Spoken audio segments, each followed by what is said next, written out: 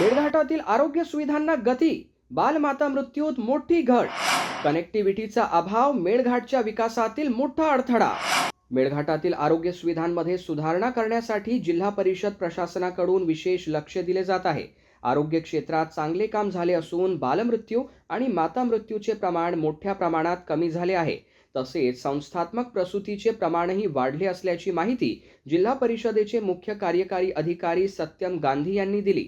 जिल्हा मराठी पत्रकार संघाच्या वतीने आयोजित मीट द प्रेस कार्यक्रमात सत्यम गांधी यांनी पत्रकारांशी संवाद साधला। यावेळी त्यांनी मेळघाटातील आरोग्य, शिक्षण, विकास कामे आणि कनेक्टिव्हिटी बाबतची सद्यस्थिती स्पष्ट केली।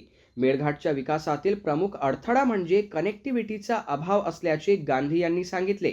दुर्गम भागातील नागरिकांपर्यंत आरोग्य आणि शासकीय सुविधा प्रभावीपणे पोहोचविण्यासाठी विविध उपक्रम राबविले जात आहेत।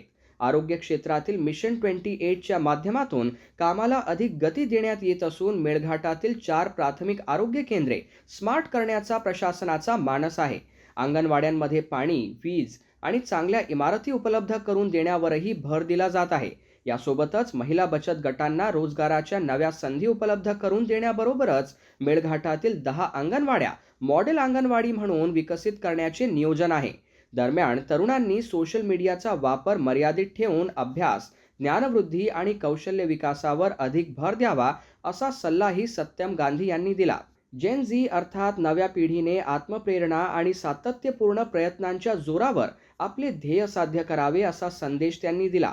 मेळघाटच्या विकासासाठी आरोग्य सुविधांसोबतच कनेक्टिव्हिटी, शिक्षण आणि रोजगाराच्या संधींवरही प्रशासनाचा भर असल्याचे या संवादातून स्पष्ट झाले।